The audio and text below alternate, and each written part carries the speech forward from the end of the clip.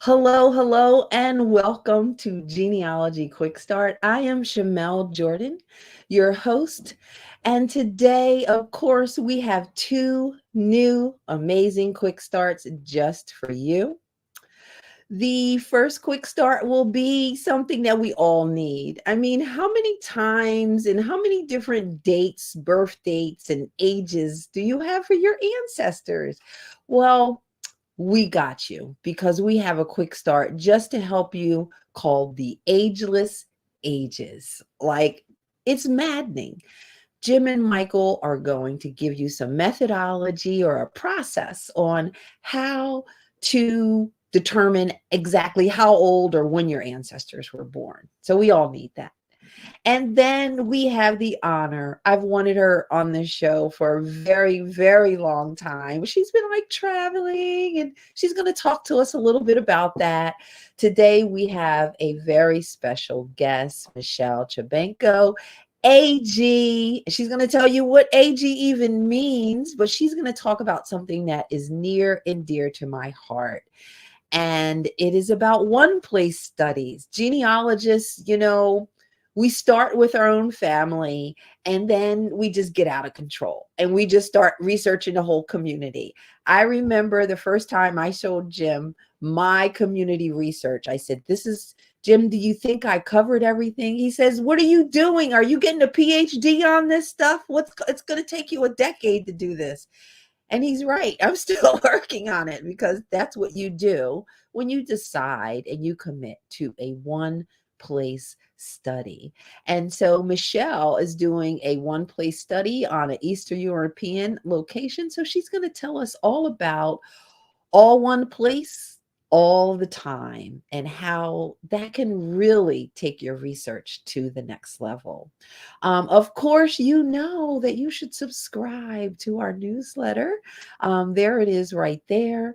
We don't send out a whole bunch of newsletters, just a little here and a little there. There is one book that I want to talk to you about. It's a book that I'm actually using myself. I'm writing this really long article, kind of nervous about it. Are you guys documenting your ancestors? Well, do you have this book? It's called Edit Yourself. Edit Yourself. And I think where's the author there? It is by, come on, I can do it. Bruce Larson. Ross Larson. And it is a very accessible book. It's not that long. And it goes through different chapters like parallel construction. I know how to do parallel construction. I have passive voice issues, but this is a book that can help you. All genealogists should be writing as well. All right. So, are you ready for our amazing quick starts? Before we can do that, you have to meet my amazing friends. First up, columnist and editor, James M. Bidler. Hello, Jim. As And well. for Uh-huh. the record, I have never known you to have a passive voice issue.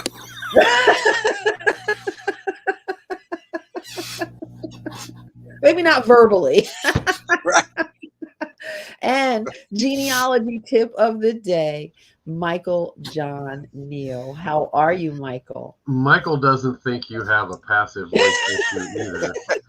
Third person may be a different issue altogether, but we'll have to see what he thinks about that. And I forgot to say, of course, you guys know out there to let us know you're there. Where are you? And please represent your genealogy group because you never know when there might be some genealogy souls out there needing saving. So, Jim and Michael, have you ever tried? Jim, do you actually remember telling me that I was, going overboard on my one place study? Absolutely, yeah, and I knew you would just continue. So, but Have you guys, do you guys do any kind of one place study type of stuff? And has it been I beneficial?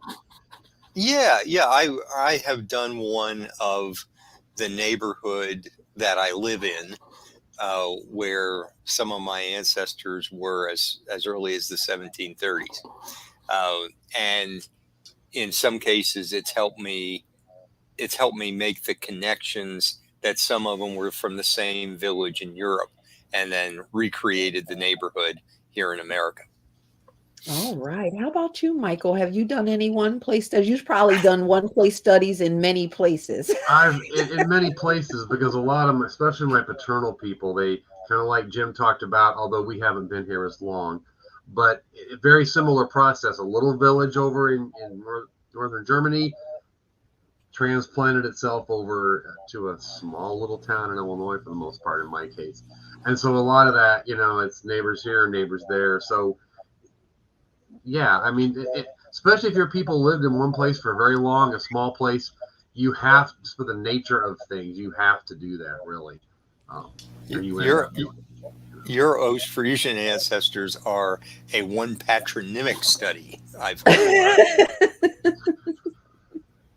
Yeah, we're not going to get into the patronymic discussion today, but yeah, that's So my one place study is Lawnside, New Jersey. And not only have I continued, I've talked the state into providing grants to help me to do more research. So yeah, one place studies are great. Yeah. So everyone should stay tuned. Michelle is going to talk to us all about one place studies, but Jim and Michael have a quick start for us, which I need this because sometimes I get frustrated. I've tried to learn not to. You have one called Ageless Ages. So what is this all about?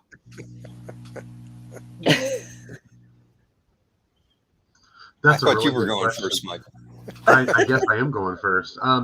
We're going to look at some examples of people's varying ages to try to kind of get a fix on when they were born. See some ways that we can do that.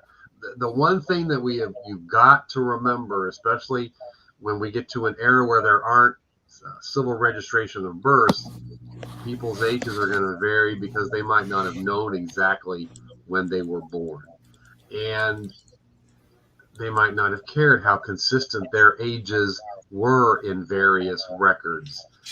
Today, for a variety of reasons, we focus on that consistency because it can cause issues. But in 1830 or 1850, no. The only time it might have made an issue was if you enlisted in the Army, the Union Army, at a certain age, and then later when you went to get a pension, you gave your real age and it was off by 5 years. Then you probably had a problem. But otherwise, no. A lot of times it's not like today. We got to remember that about a lot of things. Life was different then than it is today. All right, but before we get started, we have to say hello to who's here. So, first up, hello, Marion. How are you? Yes, you're finally here on time. Marion, not only are you here on time, you are number one. Okay.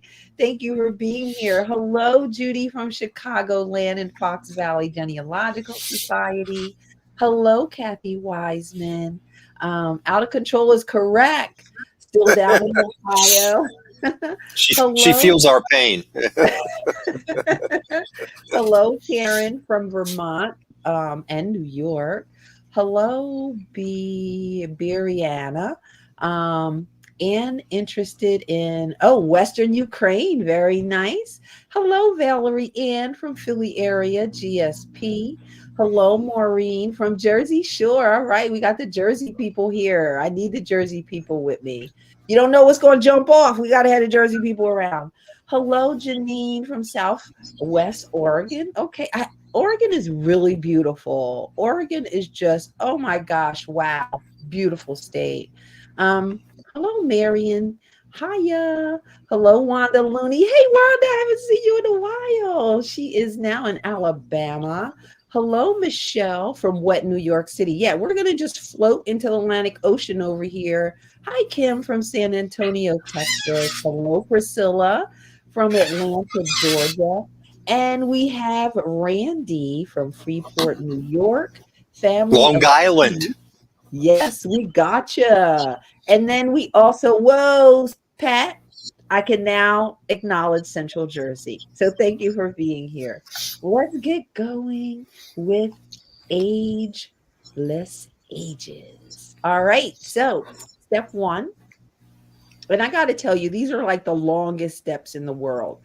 Create a list of records that include ages. So, what might be on this list of records? Well, just about anything either might have an age or, might have an exact date of a birth that will allow you to compute an age, or based on the type of record and when it applies to people may give you an estimate, like colonial tax lists. Typically, a male would go on those tax lists as a single freeman, supposed to be age 21. But if you work on the data, what you find out is they hit out from the tax collector until about age 23 or 24. And if you've done that type of inductive research, then you can make some estimates of what the birth year is, at least. There's the typical records that give ages, census records, and a variety of others come to mind. One of the things that can be helpful in an earlier era and in places where there aren't birth records and whatnot are depositions in court cases, depositions in pension testimony, because many times one of the questions, they'll say, my name is Jimmy Joe and I'm 82 and a half and I live in, Huron County, Ohio, whatever the case may be. That can be a place to get an age for an individual. Sometimes we don't think about too. All right, so we're going beyond just the one that has that line that says age to the inferred age as well. So make that list and check it twice. So we're going to move on to step 2, which is to determine the age range based on the date in the record. So Jim, you kind of gave us an idea of one example with the tax for the males. Any other examples? Yeah. Well, and that was for calculating and inferred birth year. Then you have things like the every name censuses that were supposed to be as a freeze frame one particular date, April 1st, 1850 or whatever. And so now the caveat is you don't know if it's going to be accurate or not, and Michael's going to have some examples that put that to the test. But you can compute then back 12 months as far as that person should be, have their, say they're 50 in 1850. Well, then it's going to be in that 12-month period where their 50th birthday has taken place. And you want to remember, if they say they're 50 on April 1st of a certain year, they could have turned 51 on April 2nd. You just want to keep those. And like Jim said, we're assuming things are accurate that may not be accurate. You've got to work with that assumption. It's fine to have that assumption, but you need to be reminding yourself of that constantly, that you're assuming that the numbers they give are correct. And they always aren't. And are there, I don't know if this is a step, you guys can pause me, but I meant to ask on when you're making those list of records, their records have different weights, right? Are there certain records where you should trust the age more than you should trust the age on? You would always trust the we would give most weight to the tombstone because that's heaviest. Sorry, you set me up. You set me up for that one. I did. You set me up for that one. And it's baseball season, so he hit it out of the park. He sure did. Yeah, but think about things that are closest. Like the example that we're going to see, we've got some things that are closest to her actual birth when she's a small child. Those things we would hope would be more accurate. If we know the informant and we kind of have a perceived belief about their knowledge, that would be, a little more helpful. If it's a son-in-law given an age on a death certificate, couldn't, he might have known, but he might not have, and we got to think about those. But just because it's inscribed on stone doesn't mean it's right, because it's done well after if we're talking about a birth date on a tombstone for an 80-year-old, that's done well after their birth date, and it could have even been done 50 years after their death too. And so, when some stones finally get erected. So closest to the event, and check out who the informant might be. Exactly. Yeah. And like Yeah. census states are like just like Las Vegas rolling the freaking dice most of the times, right? People, we should gotta calm down about census births. Census dates are like blind dates. It's just hit and miss. It's just hit and miss. I got to write those two down. I never used them before. I like those. Anyway. We'll take a Yeah. moment so that you can document, Michael. All right. Don't let those go to waste on one little episode of Quick Start, really.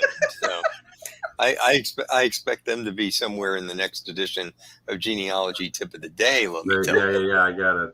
Yeah. All right. So that was step number 2. Step number 3 would be to determine the age range based on the known birth date. So help me understand, like, what's the known birth date? How are we doing this? Yeah, well, this is engineering it from the other way. What we've been describing is a record at some point that lists an age, and maybe even it's like a tombstone that gives years, months, and days even, and then we're reverse engineering a birth out of that. Whereas here we're going at it from the standpoint that we have the tombstone with a birth date, we have an infant baptism that also gives a date of birth, something like that, and then we're looking at the records later and seeing if they conform. If they don't conform, do we throw them out, or do we just say, okay, there's some stretching around going on here.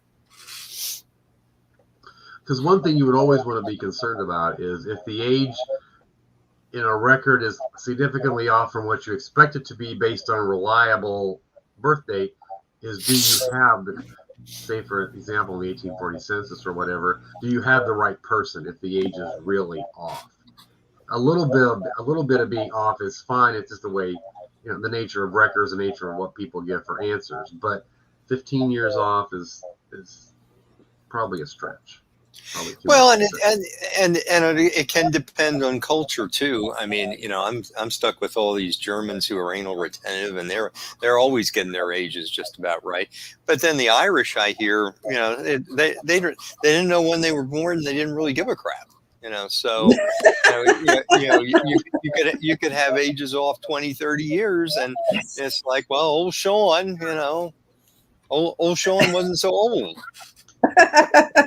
I've wondered sometimes if when they came to some of my Germans, especially the ones after 1850 in the census, if when they came and asked ages, if mother got out the Bible or whatever and looked, because in a lot of those families, they're always spot on. They're not, the names are all kinds of wonky ways, but the ages are in my cases, they're usually spot on. Not in my other families as much, but in my fellow Germans, they're, maybe that's the side where you got your math genius from.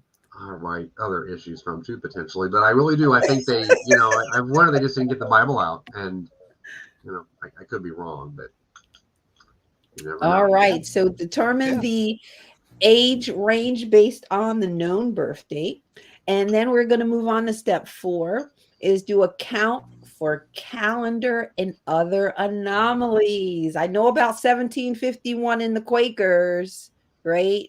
What other kind of what do you mean by calendars and other anomalies? Okay, well, the one that you're referencing, of course, is going from the Julian calendar that was in use for almost universally in Western civilization for about 1,500 years. Then in I believe it was 1582, the Pope decided we were going to lose 11 days, and Catholic lands immediately adopted that Gregorian calendar. Guess what? The Pope was named Gregory. So, and then quite gradually over time, Protestant areas started adopting it. Many, not till 1700, Britain and its colonies not till 1752. And they also celebrated the new year as March 25th. So you have, versus the Gregorian dates, the Julian dates are going to show different years, and the Quakers being they being very anal retentive too. I'll use that term again. They always double dated at 1750/51 if it was in the first three months of the year. So that's the biggest anomaly is in both American records and also in European records, and this can go down to the individual German state, that some of the Protestant states, some did adopt it right away, some adopted it 1600s, some not till 1700. And I don't know of any that went back and forth, but I wouldn't put it past them either. The other thing you don't want to forget, especially if you got European ancestors, is did they live somewhere that used the French Republican calendar? Yeah. Because the first time I encountered that, I was going through, I think it was records from Belgium, and I'm getting in the 1790s, and I see 1790 everywhere, and all of a sudden I see year 1. Yeah. And it was late in the day. I was tired, and I'm like, what on earth? I need to just go home. I need to go home. But it was the reason was they started the French Republican calendar with year 1. That, of course, didn't last all that long, but there is that time period where dates were recorded in that. And if you Google that, the Family Search Wiki has information about that. We're not going to discuss that in great detail. And even the other things that Jim talked about, if you do some Google searches and look on the Family Search Wiki, it will tell you more about the Julian Gregorian calendars, the start date, double dating. That's not a blind, that's different from a blind date. There will be information about that on the Family Search Wiki too, to keep you straightened out with those concepts. Yeah, but yeah, that French Republican calendar, it is absolutely wacky. And thank goodness I liked it. I thought it was cool. All the months have all these weird names, and you got the same number of days. Anyway, we'll stop. What time period is this French Republican calendar? Was that after the French Revolution? After the French Revolution? Yeah, throw me 1793 through about 1805. Yeah, okay. That's what I thought. It didn't barely. It wasn't even. Even Napoleon got tired of it. And said, instead of 14th Brumaire and all these, because they renamed the months too. It's right, because they threw out references to other things. They had for fruits and trees and all. Those are the names of the months. But step 4. You want to account for these changes, and I think we're going to go on to step 5 or see some examples. Well, just one more note. What I've seen in several instances is where an infant baptism date is substituted for a birth date in a record. Because I have one particular ancestor, and this is not. I mean, it was a baptism as a 3-year-old.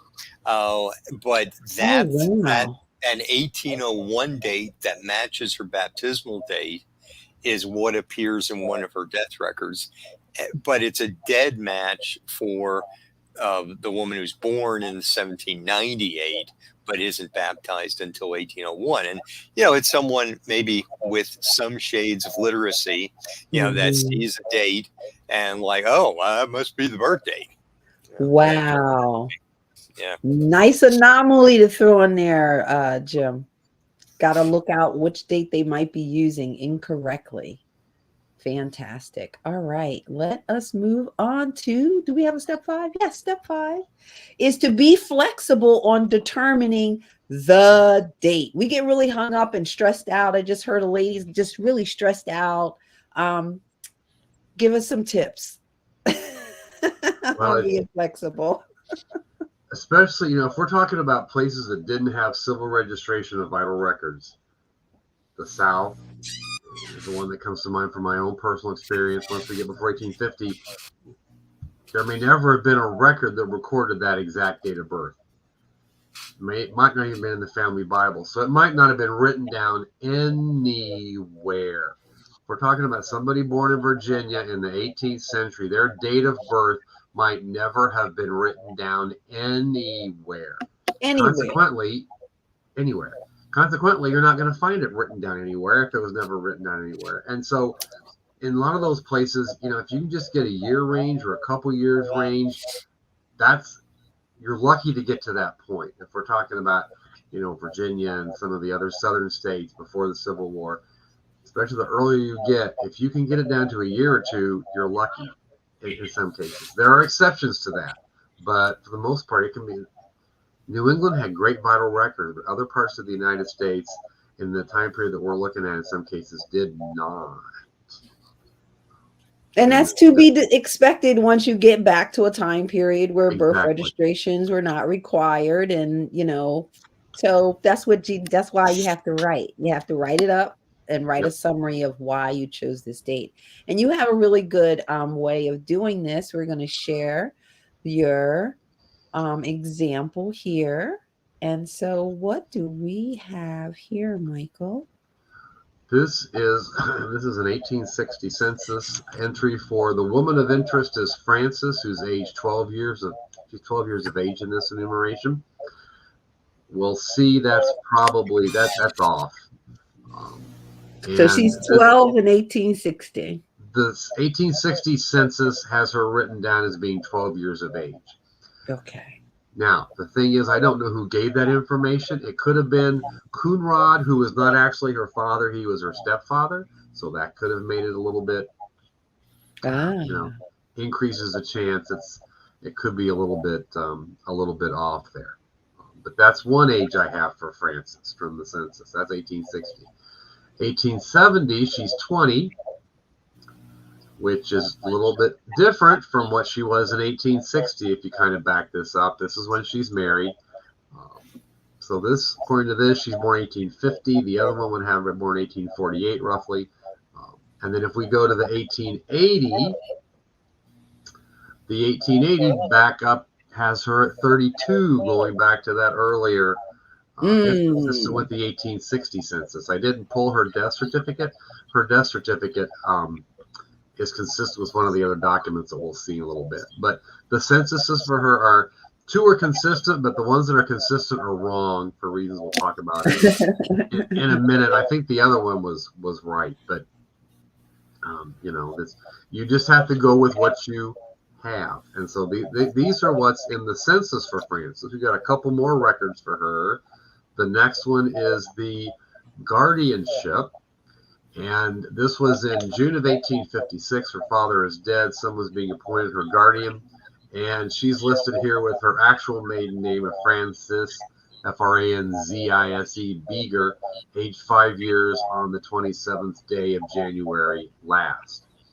This is the earliest. Now, her name was actually Francisca, Franciska.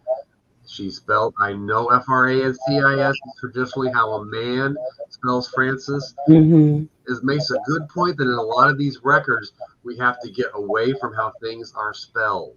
Yes, spelling doesn't count in genealogy. And in this case, it's originally got a Germanic origin name, which is spelled in that form, and that's why she's Francis in a lot of the records in the United States. So we've got to kind of let go. We talked a little bit about letting go about ages and getting a precise date for people. The precise spelling is going to vary too here.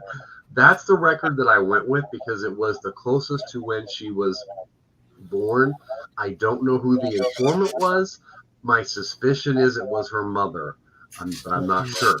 That's a different date from the one that is on her tombstone. Her tombstone has a date in June, here we go, or July rather, of 1851.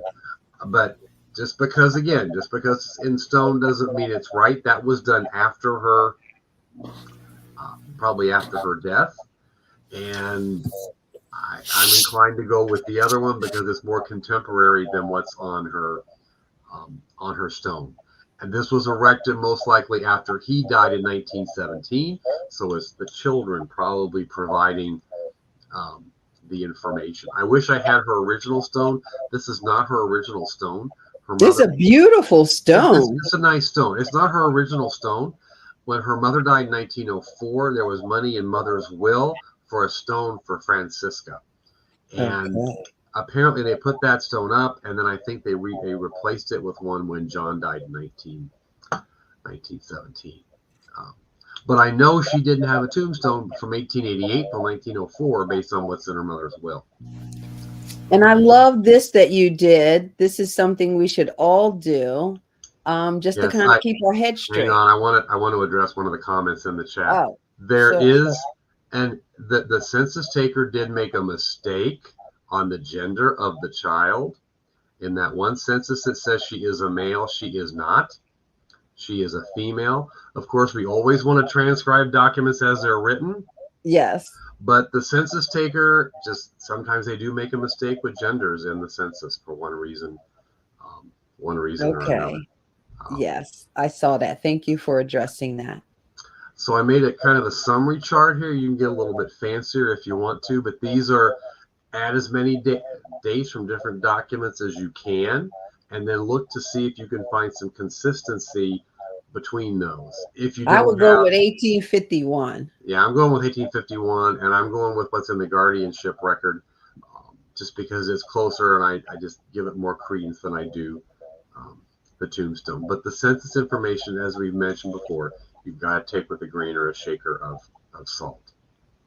All right. Fantastic quick start. Let's go through the steps because someone has already said, where's Michelle? So step one for Ageless Ages is to create a list of records that include ages. Step two, determine the age range based on the date of the record. Step three is to determine the age range based on the known birth date. Step four is then to account for calendar and other anomalies. And my goodness, are there calendar and anomaly issues the further back you go? And step five is to be flexible on determining the birth date. Another great quick start. Thank you so much. Thanks, guys. And how do I get you guys out of here? Bye-bye. All right, 1 second. Michelle's coming. Settle down, crowd. Settle down. All right. Yes, yes, yes. Thank you so much for being here. I hope you enjoyed that quick start. Michael and Jim are just so full of great tips. But we have an extra special guest here today. And without further ado, I will introduce you to Michelle Chubenko AG. Hello, Michelle. Hello, Shamel. How are you this evening? They're like, where is Michelle? I thought Michelle was going to be here. I'm like, settle down, settle down. Oh my goodness. So I'm not the only one who's so excited to have you here today, Michelle. And so I don't remember if I reminded you that we asked all of our special guests to share their 1-minute genealogy story, how they got started, and when they knew they were hooked. So can you share your story with us? Sure. Well, shout out to my mom who employed the use of her children in 1982 for a visit to Gilmer County, Georgia. That was the first time I was introduced to genealogy in the library. But I knew I was hooked when by 1989 with my grandmother visiting for Christmas, and she had a mystery. We had a mystery ancestor. She knew nothing about her mom, and that really sent me off. Don't give a mystery, I think, to a college student, right? Like, where's all the facts? I want to know all the details. And so basically that's what got me started in 89, 90, and here I am today. Wow. Go grandma. Yes, I love that. I love that story. So Michelle, you are doing what I wish I could try to figure out how to do more, which is this one place study. And you have this quick start called All One Place All the Time, and it deals with your Eastern European research. Can you tell us what a one place study is and how you actually got started in doing this? Sure. One place study, it basically is you pick a location, and like Shamil had described, you just jump in all in and gather everything that you can. about a specific location. I got started with mine based on my grandfather telling me he knew nothing about his dad and his mom's ancestral, where they were born in Europe. And since that point, I've just been gathering detail all the time for it because it was a location in communist Poland. And, in 1990 and 1991, when the communist, walls came down, it really took a while to get information, and it was hard. So any scrap I could find, I just piled it up and gathered it and kept going and kept going. So. Okay, so you're going to tell us more details on how you're doing this with all one place all the time. So here we go with step 1. I have to sneeze. Uh-oh. Nastrowie. God bless you. Gesundheit. Let's pick a language. All right, so select an ancestral location. So when you say location, are you talking a town? You talking a county? You talking a region? Like, how did you get started and where are you now? I started, by picking a specific location. I started with that. Both my great-grandparents from my mom, they came from the same location, Trostaniec, in modern-day Poland, and met here in New Jersey, which I thought was so unique. They didn't really know each other back in the village. Wow. So it was, it's a super cool story there. So I was just intrigued. And because I think it was frustrating to get the information, it wasn't easy like my dad's colonial American and Cherokee ancestry. This was hard. So I just kept going, digging and digging and trying to find other people before the internet was hard. But I didn't realize, one of the discoveries we make today in 2024 is I had friends and people who are interested in the same ancestral location right in my own backyard. Really? Oh my gosh. So was there some kind of migratory thing to New Jersey from this town? Yes. So Trostaniec in Polish, or Cianiec, the migration began about 1903, 1904 to New Jersey, and particularly into Carteret and Perth Amboy. So Central Jersey on the map again. And it over the course of the next 15 years, we've documented a lot of families. I would say a good 30 plus families who came from this specific village or one of the surrounding villages to this area and actually formed the church that I attend today. Like, they are the founding families to this area. Oh my goodness. Oh my goodness. So did you grow up in this church, or you found out of? Oh, okay. Yeah. So you already had the people all around you. Yep. Didn't realize the connections. Wow. Wow. All right. So you selected a perfect ancestral location. And step 2 is to create cousin bait. So this comes from our beloved cousin Russ. Yes, so, shout out for that. Define what cousin bait is and what did you create? So my cousin Bates, that he was a firm believer in getting the word out there, putting your tree online, getting your information in a area platform that other people can find you. And basically I created a blog on WordPress, and I put up some images that I had of maps and transcribed records. I had lists of surnames, because when people, that Google thing, they put their ancestral name in and hope for something to come up. And that's basically, I put the bait out there because we really didn't have message boards at the time. So message boards weren't a thing. Facebook wasn't as popular for genealogy as it is today. And so I created a blog. This way it would be a static storefront. So you have a blog And now today you are saying we have Facebook and we have social media. So just kind of getting your family information out there kind of sucks in your family. And you have a bigger amount of people from that particular village. Okay, so we're creating cousin bait to reel them in. So step 3 would then be to select a communication platform. Okay, we're getting kind of technical here. So what do you mean by that? And what did you decide to choose? Oh, well, I started collecting emails at first, and that's kind of not, asynchronous communication doesn't work well with email. So I chose Facebook as our platform because it was the thing, the thing to go to. Everybody was kind of there. All the genealogy groups were growing, or you create your own. So I created our own private group on Facebook. This way, we could have our own little corner to talk family records, problems, all of that, and just share information with a global reach.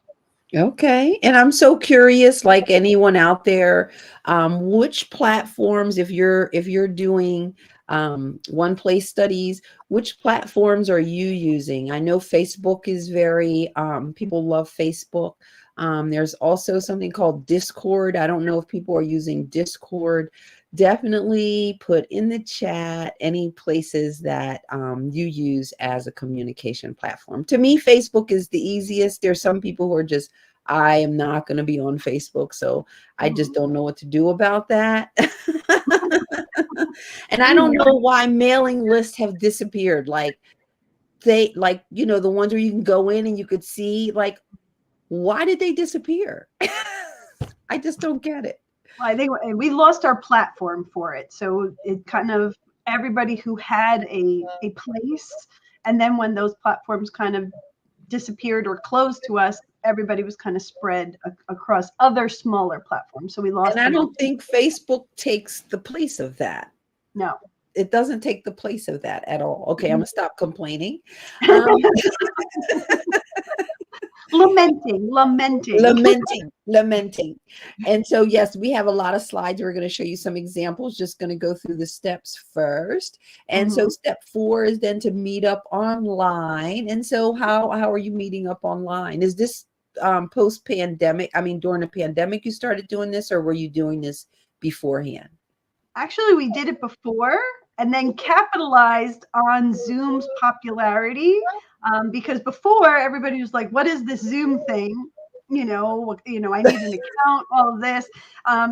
Fast forward to March of 2020, and everybody's like, I need a Zoom account yesterday. How do I get one? So it has been a wild ride. We hold get-togethers, just for just seeing where everybody is in our research. We try and time them as best as we can, because our group has members from Europe, Australia, Canada, all over the United States. So time zones can be tricky. When have you decided has been like, what are some of the good times for this kind of international meetup? Technically, there's kind of hard when you have Australia in the mix, and shout out to my Australia folks out there. That really kind of is like, okay, because there's not really a sweet spot because you have Europe in the smack dab in the middle, and so I try and move around times for things. So it's generally we do a Saturday morning. Sometimes we do a Sunday afternoon, but I think maybe even a Friday night. This way we can get those 12 and 13 hour ahead of us folks kind of on board and everything. But it puts Europe smack dab in the middle of the night. So hopefully we've got some night owls in our crowd as well. And they're used to us. They're used to us, like, expecting them to be on our time zones. So step 5 is to engage in projects. We'll see some of those. Let's show some of your slides. Here we are with. There we are. That's my ancestral location in the southeast corner of Poland, Tresanec or Trostaniec in Ukrainian, just northeast of Shanok, and not very far from the Ukrainian border. And that's me there. I visited Poland last September. I did a 5-week sojourn across Europe. And I started out in 2 weeks, and my first 2 weeks I spent in Poland, particularly going down to this area. That's the way to do it, Michelle. Oh my goodness.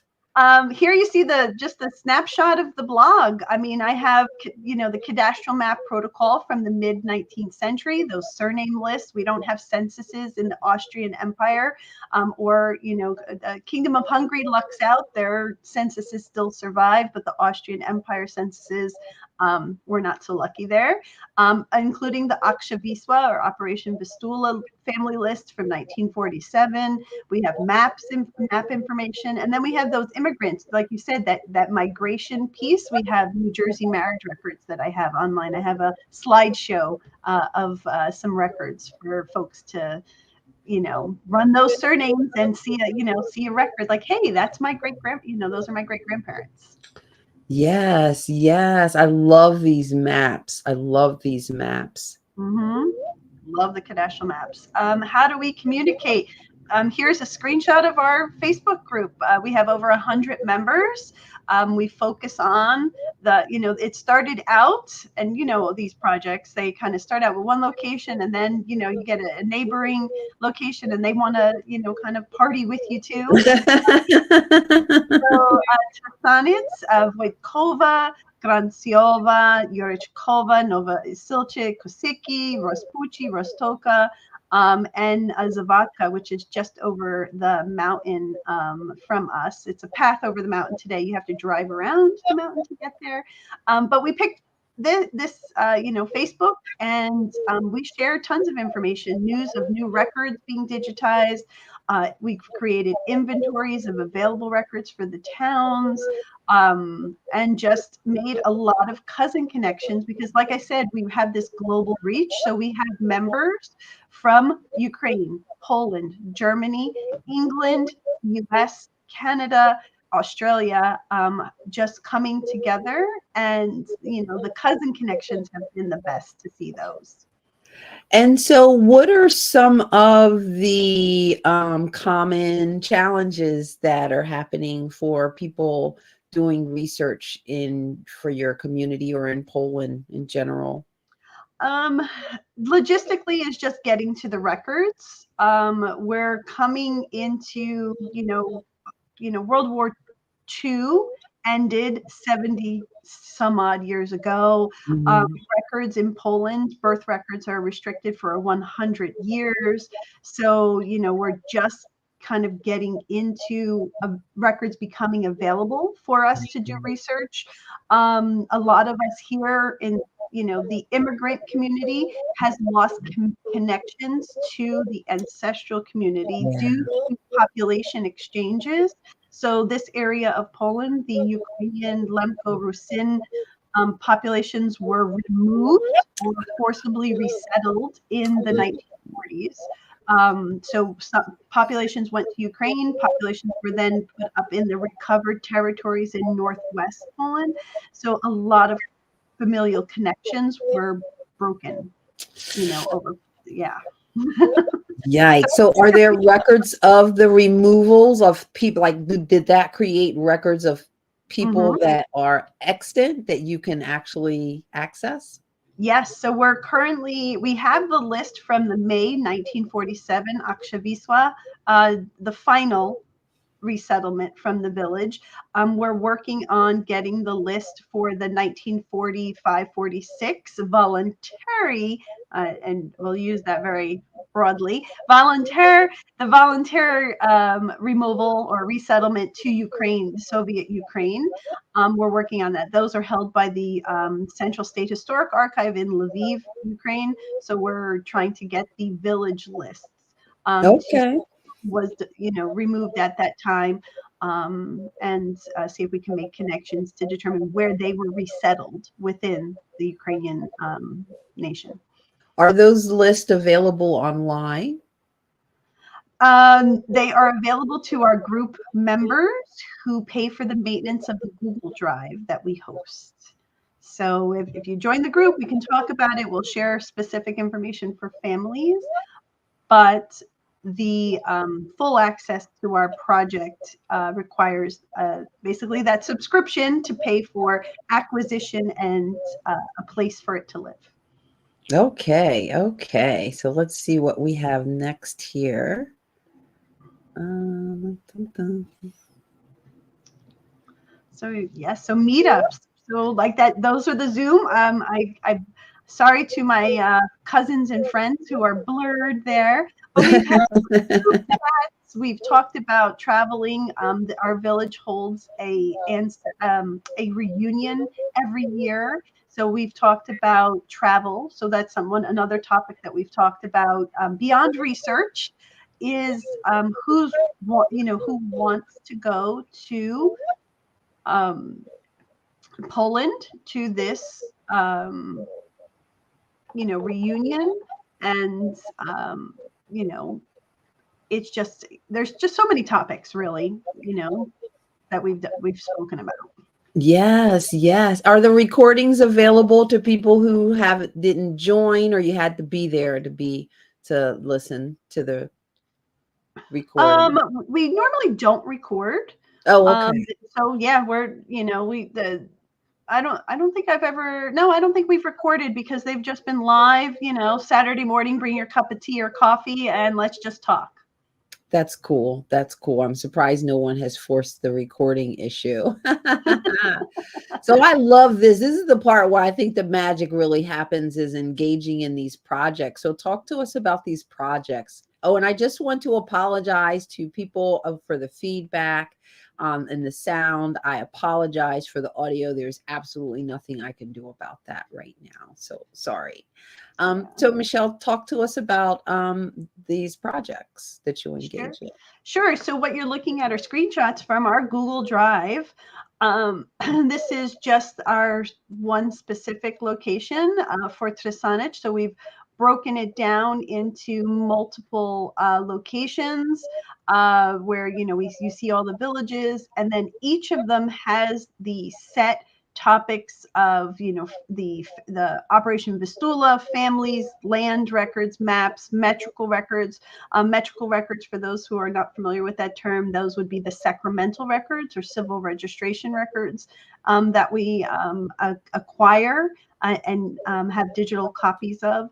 So and there's the example on the left of all the records that we've seen, that we've gathered and are available to our group members in PDF form, so they could do research, and work directly in the records. Some of them are color scans or color, digital photographs.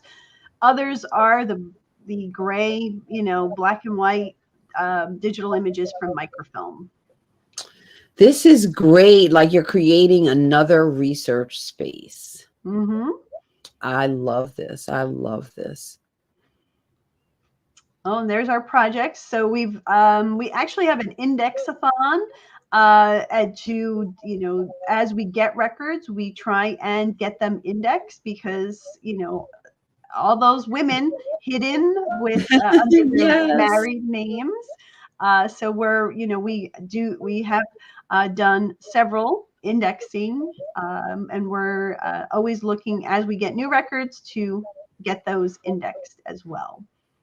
Very cool. Very cool. Love this. Are those village records on Family Search? Some of them are.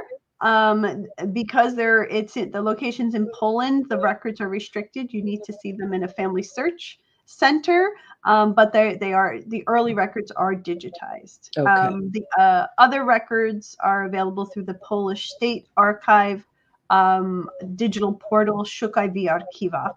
So we do have a little bit of luxury by having digital records. Okay, cool. Oh, surprise benefits. Having fellow researchers right in your own backyard. You're able to, number one, being in the group, you're able to work with like-minded folks they're interested in the same location. We can discover new records. We use an on-site researcher to basically turn over rocks. Anything that we can get for our town, we are looking to acquire. And then, the stamp in the upper right corner is just an example of a unique item that it's a parish stamp within the metrical register where the priest attested to all of the, entries of birth. I think this one was taken from a birth section for the Rusko Catholic the parish, so the Rusin Catholic parish that is in Trostanets. So it is actually, that was a pretty cool one that they actually had a printed stamp for the parish and everything. And the bottom image for those, who have Eastern Europe, particularly those who have, Eastern European in the Austrian Empire. The Austrian Empire loved its maps. Maps, and what we've done, this map was created in the 1852 or 1850. The directories were written out in 1852, and I mapped the neighborhood. So just as we would look at a plat map for, out in Iowa, we too can plat the neighborhood in Eastern Europe, particularly in Galicia, using these. And it kind of answered some questions as to why certain families were always sponsors and witnesses. Ah, very nice. Where did you create this map? You just do it on Google or something, or do it in Word? I might have done it in Paint. So I took the base image from the Polish State Archives, and then I just created all those little red lines and added the names to each of the houses using a simple graphic, design program. So Michelle, Barbara wants to know how many of the people in your group are seasoned researchers. Are the rest of the folks able to participate? And do you need hand-holding and education? I was going to ask you that. Great question, Barbara. Yes, definitely. Well, first, I would say we have a core group of researchers. We have then, the ancillary. Please tell me what you discovered today, folks. So, everybody is since it's a Facebook group, for the main area of communication, everybody's able to participate. The core group of researchers still kind of, our discussions are front and center in the Facebook group. They're not really hidden from anybody. And some of the newer folks, that's why we have the meetups. So that's their hand holding. They come to the meetups for the instruction on how to use the metrical records, how to use the map materials. All right, you have another slide here. Oh, yes. This is your reunion and stuff. Love this. Talk to us. So there's a picture. There's the advertisement for the reunion in 2022. I have a picture of my second visit to Trostanets in 2001 with my mom and my grandmother and my cousin Oleg.